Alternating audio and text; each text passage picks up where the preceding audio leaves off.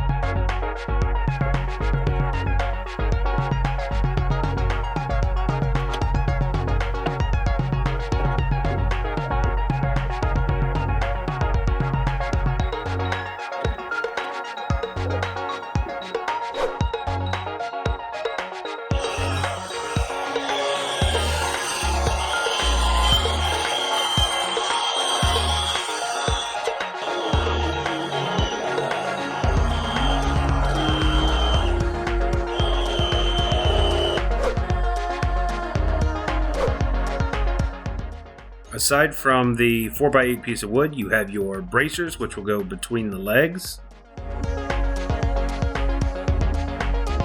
And your legs.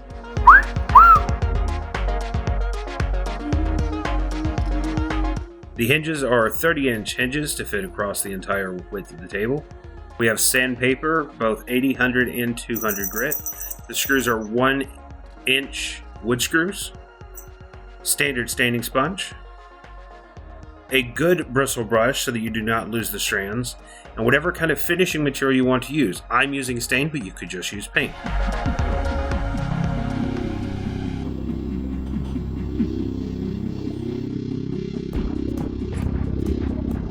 Start by screwing the hinge to the bottom of your table.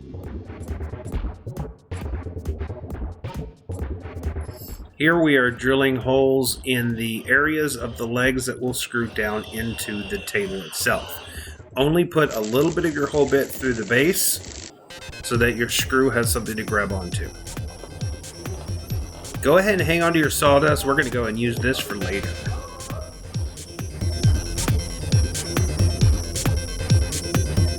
Now here you want to use your hole bit to create a countersink to allow the screws to go below the level of the wood. And then you want to drill pilot holes for all of your screws. If you do not drill pilot holes, you will split your wood. And go ahead and put your screws in. We're going to go ahead and assemble it together for now to make sure that everything fits correctly. And then we will disassemble and apply wood glue afterwards. So here you just see me assembling the entire table.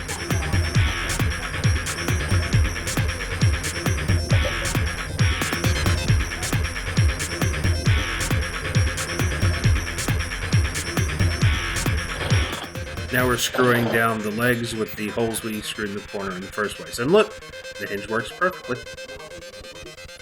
Now I took it all back apart and I'm applying wood glue to put it back together to give it a nice strong bond.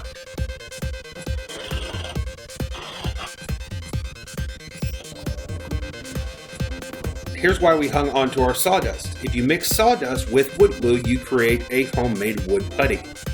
Put the wood putty into the holes left over from the screws.